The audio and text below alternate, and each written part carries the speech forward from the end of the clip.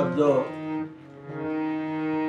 আমরা প্রথস্কন্ধ ভাগবত কথা শ্রবণ করছি।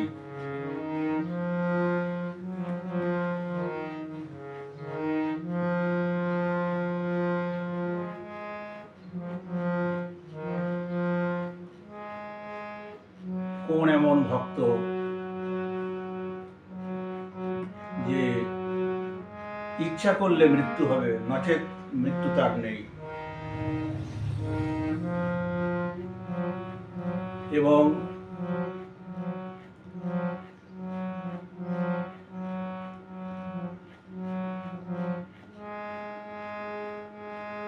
ভগবানের পর্যন্ত প্রতিজ্ঞা ভঙ্গ করে দেয়।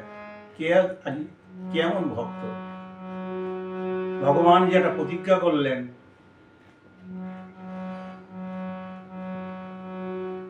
সেই প্রতিজ্ঞা তিনি ভঙ্গ করে দিলেন। কে সে ভক্ত? তাঁর কথা শ্রবণ করবো আমরা।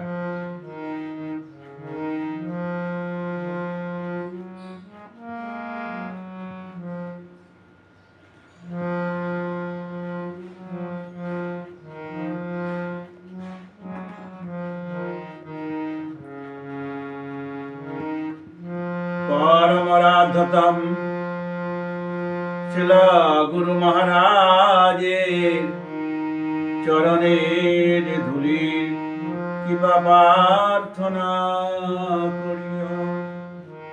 আমরা পদস্কন্ধ ভাগবত কথা শ্রবণ করবার সৌভাগ্য লাভ করিতে পারিয়াছি।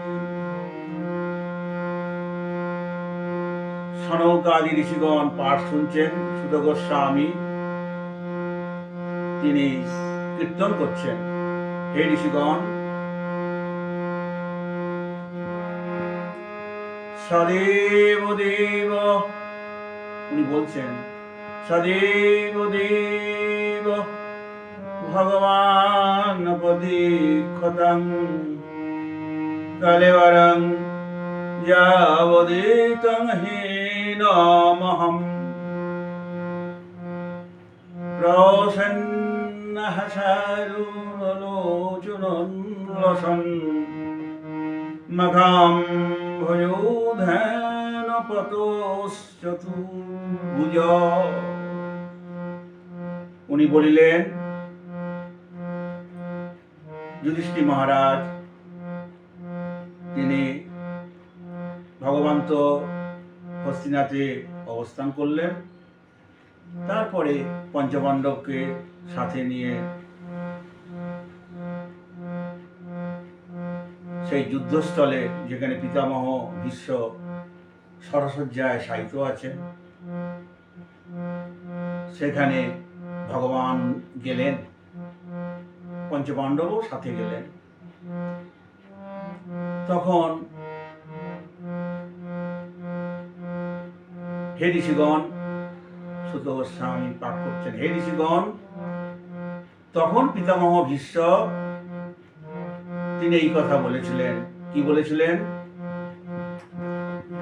সদেব দেব ভগবান প্রদীক্ষতং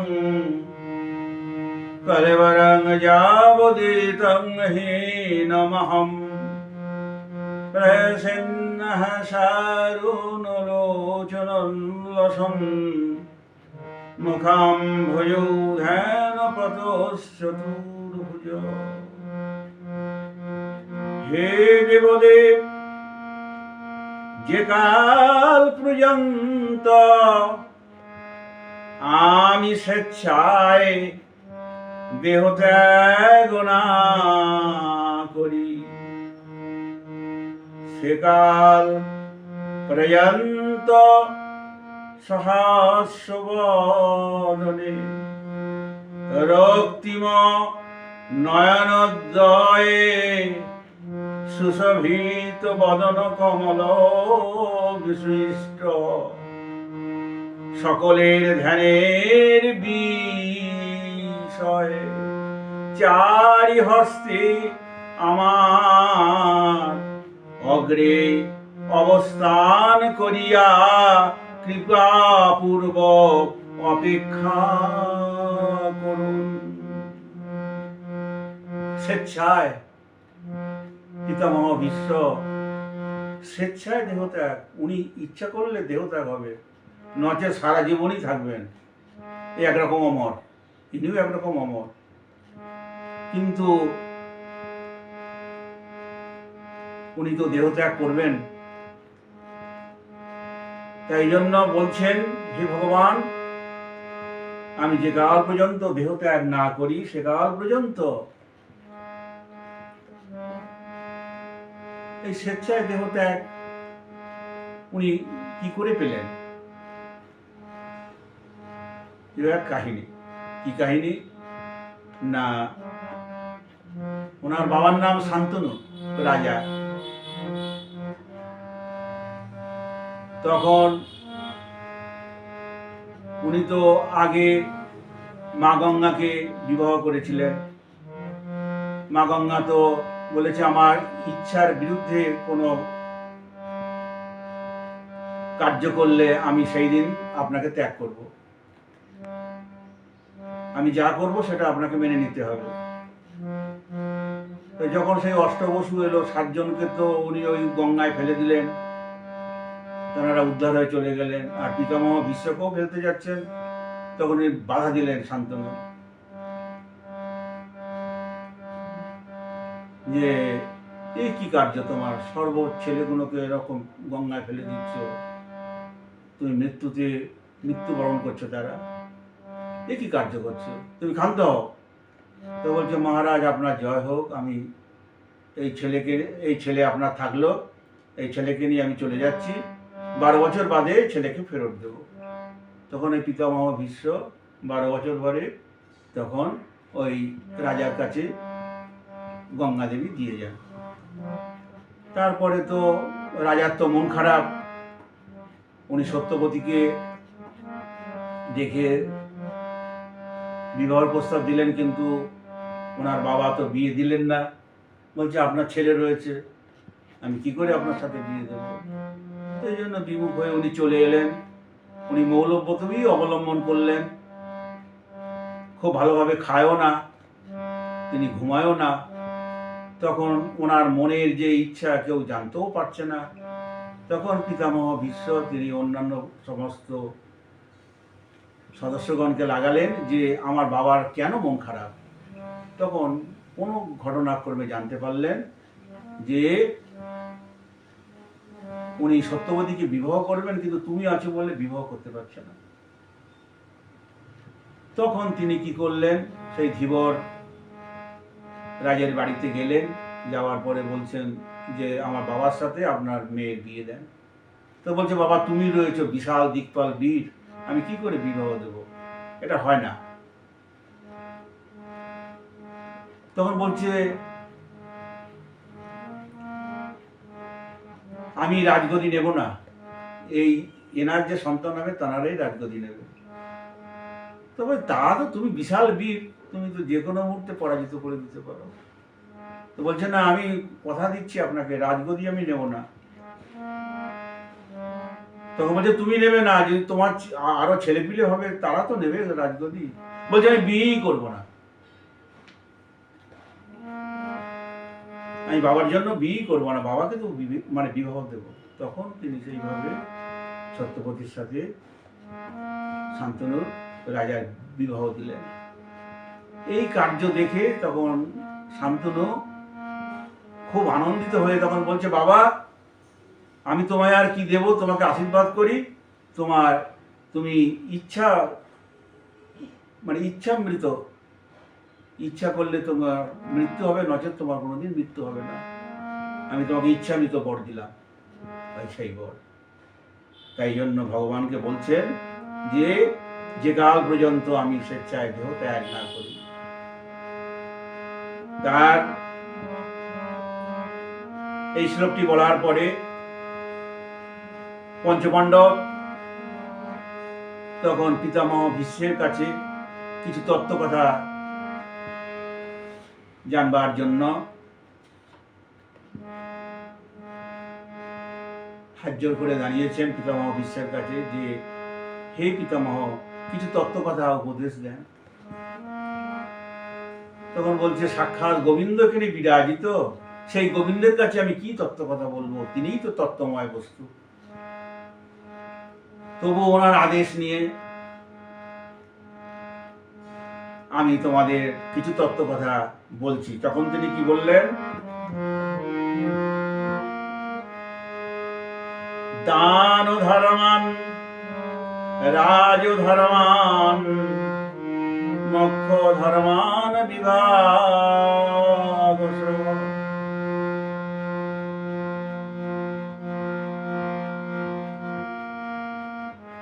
দান ধর্মান রাজ ধর্মান মোক্ষ ধর্মান বিভাগ। শ্রী ধর্মান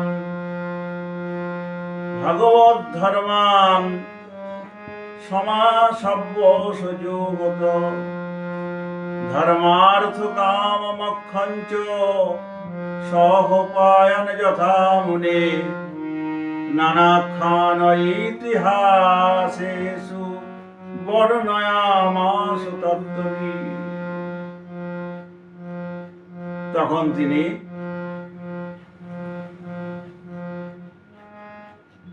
কি বললেন? দান ধর্ম, রাজধর্ম, রাজধর্মের কথা শিক্ষা দিলেন। উনি কিন্তু রাজা নন, উনি সবই জানে। উনি তো সাক্ষী স্বরূপ, অষ্টবসুর একজন, সবই জানেন রাজধর্মের কি। অনেক বিশাল কাহিনী রাজধর্ম। রাজা যিনি হবেন তিনি প্রজা দুঃখে দুঃখী, প্রজা সুখে সুখী হবেন, তবেই তিনি রাজা হবেন। রাজা প্রজার কাছ থেকে কর নেবেন এবং তাঁদের সুখ দুঃখ সবকিছু দায়ভার তিনি গ্রহণ করবেন। তিনি যদি আত্মন্বেষী হন, স্বার্থন্বেষী হন, তাহলে প্রজার কষ্ট হয়ে যায়। তাই জন্য প্রজা সুখে সুখ, প্রজা দুঃখে দুঃখ, এ হচ্ছে রাজার কাম্য। সেখানে নিজের সন্তানও পর্যন্ত সেই প্রজার আসনেই বসিয়ে দেয়। নিজের সন্তান আছে, কিন্তু তিনি প্রজারূপী, তাকে দেখতে হবে, কারণ সকলেই তার কাছে প্রজা। একই রকম দর্শন। নিজের ছেলের বলে আলাদা, তার জন্য টাকা পয়সা ধন দৌলত গাড়ি সমস্ত তুলে রাখবে, সে এসে ভোগ করবে, এটা রাজধর্ম না। রাজধর্ম হচ্ছে রাজকোষ ভরা থাকবে, ভরা ভান্ডার রাজকোষ থাকবে, সেই রাজকোষ থেকে সর্বকিছু খরচ করবে, নিজের জন্য না, প্রজার জন্য, দেশকে রক্ষার জন্য যেখানে যা প্রয়োজন সেটা করবে। আর অনেক রকম বিস্তারিত বিশ্লেষণভাবে ব্যাখ্যাও আছে। তাই জন্য তিনি দান ধর্ম, দানের কথা বললেন, রাজধর্মের কথা বললেন। দান কথা, দান ধর্ম। দান হচ্ছে আমি একজনকে দান করলাম, দানের একটা স্বার্থ, কিছু পাওয়ার আশায়, এ দান সঠিক দান নয়। দান হবে নিঃস্বার্থ দান, সেইটা যদি অল্প হয় সেটাই ভালো। কিন্তু দানের বিনিময়ে যে কিছু পাওয়ার আশায় দান করছি, এটা ঠিক দান নয়। এ দান কেটে যায়, এ দানের এটা স্বার্থন্বেষী দান। তাই নিঃস্বার্থ দান, এইভাবে উনি শিক্ষা দিলেন। দান ধর্ম, রাজধর্ম, শ্রী ধর্ম। তিনি নিজে বিবাহ করেন, কিন্তু স্ত্রী ধর্মের কথাও তিনি বললেন। এবং ভাগবত ধর্ম মানে বৈষ্ণব ধর্মের কথা বললেন। স্বয়ং ভগবান তিনি বিরাজিত, ওনাকে বলছেন যুধিষ্ঠির মহারাজ, এই ভাগবত ধর্ম মানে বৈষ্ণব ধর্ম। তারপরে মোক্ষ ধর্মের কথাও তিনি বললেন এইভাবে। এবং ধর্ম অর্থ কাম মোক্ষ চতুর্বর্গ, এই বিষয়ে সর্বকিছু বিস্তারিতভাবে তিনি বর্ণনা করলেন। আছে আরো বিশাল বিস্তারিত ব্যাখ্যা। তারপরে পিতামহ ভীষ্ম ভগবানকে তো অবস্থান করিয়ে উনি তখন স্তুতি পাঠ করছে ভগবানকে।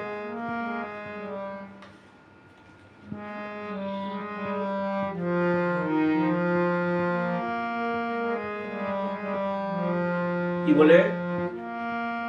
ইতি মতিরূপ কল্পিতা বিতৃষ্ণা ভগবতী শাশ্বত পুঙ্গমে বিভূমি শাশ্বকং উপগতে ক্বচিদ বিহর্তুং প্রগতিং উপয়সি যদ ভব প্রবাহ ত্রিভুবন কমলম কমালবর্ণম রবিকর গৌরবরাম্বরং দধানে বপুরলোককুলাবৃতনানাভয়ম বিজয় সখের তিরস্তু মেহ নবদ্ধা ত্রিভুবন কমলং তমালবর্ণম রবিকর গৌরবরাম্বরং দধানে বপুরলোককুলাবৃতনানাভয়ম বিজয় সখী রতিরস্তু মেহ নবদ্ধা সপরি সখী বচ নিশাম মধ্যে নিজ পরয় বলয় রথং নিবেশ্য শিরোদি পরশ্বৈ রিখায়ুরগ্না হৃদবধি পার্থ সখী রতির মমস্তু সপদে সখী বচ নিশাম মধ্যে নিজ পরয়োর বলয় রথং নিবেশ্য শিরোদি পরশ্বৈ রিখায়ুরগ্নঃ শিরোদি পার্থ সখী রতির মমস্তু শীত বিশুক অত বিশীর্ণ দংশ খদয় পলিপ্লৌত আততায় মে প্রসবং বিশ্বসারমদ্বদার্থং স ভবতু মে ভগবান গতির মুকুন্দ। এই 4 শ্লোকে তিনি ভগবানকে স্তুতিপাঠ করলেন। কি বললেন? কখনো লীলা বিলাস করিবার জন্য ইতিমতি রূপা, কখনো লীলা বিলাস করিবার জন্য এই প্রকৃতি হইতে জাত সৃষ্টি পরম্পরা হইয়াছে। সেই মায়ার প্রতিক্ষণ স্বীকার করিলেও জীবের ন্যায় তাহাতে অবরুদ্ধ বা পরতন্ত্র হন নাই। যাহার অপেক্ষা বিরাট কেহ নাই, যাহার অপেক্ষার বিরাট কেহ নাই, যাহার অপেক্ষায় আর বিরাট কেহ নাই, সেই যাদব শ্রেষ্ঠ ভগবান শ্রীকৃষ্ণের প্রতি নানা ধর্মাদি উপায়ে আমার মন সমর্পিত হইয়াছে। ত্রিভুবন কমলং তমালবর্ণম, ত্রিভুবন এই তিলকের মধ্যে একমাত্র সুন্দর তমালের ন্যায় নীল বর্ণ, প্রাতকালীন সূর্য কিরণের ন্যায় নির্মল, পীত বসন বিকশিত কুন্তল রাশির দ্বারা শোভিত, সেই অর্জুন শাখা শ্রীকৃষ্ণের প্রতি আমার ফলাভিসন্ধান রহিত চিত্ত বৃত্তি হোক, যেন কোনো ফল যেন ওনার কাছ থেকে না চাই, ফলাভিসন্ধান রহিত। আমরা তো ফল চাই, আমরা পূজা করি, আরাধনা করি কিছু ফলের আশায়, কিন্তু উনি বলছে ফলাভিসন্ধান রহিত আমার চিত্তবৃত্তি হোক। সপদি সখী বচন সম্ম মধ্যে নিজ পরায়র বলয় রথং নিবেশ্য হৃদবদি পরস্যৈখায়ুরগ্না হৃদবদি পার্থ সখী রতির্মমস্তু। তখন অর্জুন ভগবানকে বলিলেন, ওহে অচ্যুত, উভয় সেনার মধ্যস্থলে আমার রথ স্থাপন কর। উভয় সেনার মধ্যে আমার রথ স্থাপন করুন, আমি দর্শন করি কাহাদের সাথে যুদ্ধ করিতে হইবে।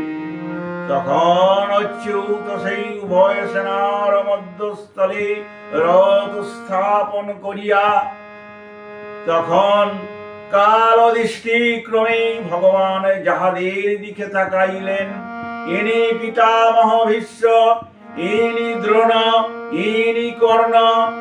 হে ভগবান, সেই দিন হইতেই আমাদের আয়ু অপহরণ করিয়া অর্জুনের বিজয় লাভ করিয়াছিলেন।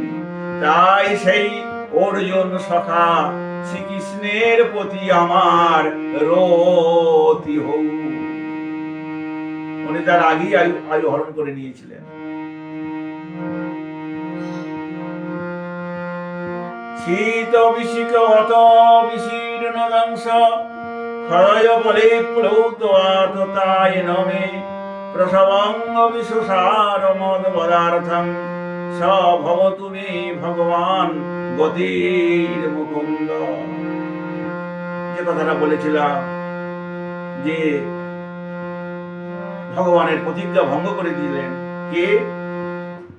হে ভগবান, শীত বিশিক অত বিশীর্ণ দংশ ক্ষয় বলে প্লৌতায় নমে প্রসবঙ্গ বিশ্বসার মদ পদার্থং স ভবতু মে ভগবান গতির মুকুন্দ।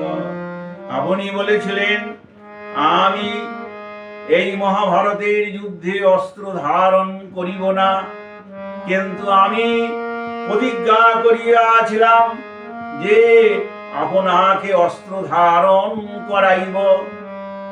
তাই হে ভগবান, আমি সেই দিনের যুদ্ধেতে বৃষ্টির মতো বাণ বর্ষণ করিয়া অর্জুনকে ক্ষতবিক্ষত হইলে তিনি রথোপরি মূর্ছা প্রাপ্ত হইলেন।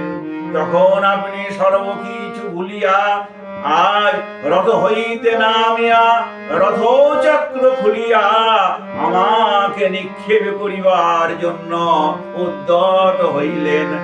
আমি তখন অস্ত্র পরিত্যাগ করিয়া, হে ভগবান, আমি তখন অস্ত্র পরিত্যাগ করিয়া জোর হস্তে আপনাকে প্রণাম করিলাম।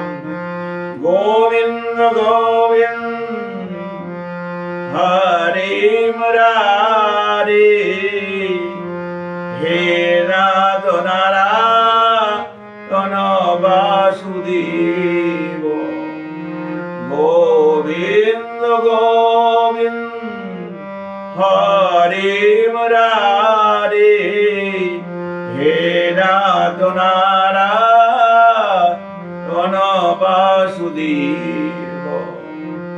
গোবিন্দ গোবিন্দ রথাঙ্গ পানে, গোবিন্দ গোবিন্দ নাম নমস্তে। গোবিন্দ গোবিন্দ নাম নমস্তে। গোবিন্দ। প্রতিজ্ঞা, ভক্তের প্রতিজ্ঞা সত্য করবার জন্য নিজ প্রতিজ্ঞা ভঙ্গ করলেন। আমরা সেই ভগবান চক্রধারী ভজন করে থাকি, যিনি ভক্তির মান বর্ধনকারী। ভক্তকে তিনি মান বর্ধন করে দিলেন, নিজে তিনি প্রতিজ্ঞা ভঙ্গ করলেন। আমরা সেই পরম ভগবান আরাধ্য, তাই জন্য পিতামহ ভীষ্ম কি বললেন যে আপনি যখন সেই রথচক্র খুলিয়া আমাকে নিক্ষেপ করিবার উদ্যত হইলে আমি আপনাকে প্রণাম করিলাম। হে যাদব শ্রেষ্ঠ ভগবান, আপনি অর্জুনের পক্ষ হইল, আপনি আমাকে অনুগ্রহই করিয়াছিলেন। সেই মুকুন্দ আমার অবলম্বন হোক। এই পিতামহ ভীষ্ম তিনি 4 শ্লোকে পাঠ করলেন। আর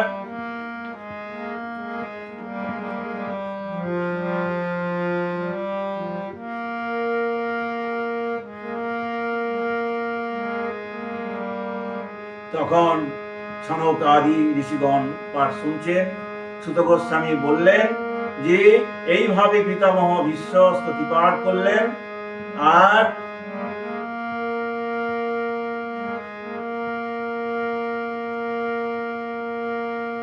কৃষ্ণ কৃষ্ণ এবং ভগবতী মনোভাগ দৃষ্টি বৃত্তিভি। তখন সুত গোস্বামী বললেন যে পিতামহ ভীষ্ম তিনি মন, দৃষ্টি, সর্বকিছু দৃষ্টি, কর্ণ, মন, সর্বকিছু ভগবানের দিকে তিনি তাকিয়ে রয়েছেন। তিনি সর্বকিছু সমর্পণ করেছেন। দেবতাগণ অন্তরিক্ষে ভগবানকে দর্শন করছেন, মুনিগণ চারিদিকে বেষ্টন করে রয়েছেন। আর পিতামহ ভীষ্ম তখন কি করলেন? আর চক্রধারীকে দর্শন করিতে করিতে তিনি দেহত্যাগ করিলেন। নিতাই গৌর প্রেমানন্দে হরি হরি। তাই তখন তিনি দেহত্যাগ করলেন। তারপরে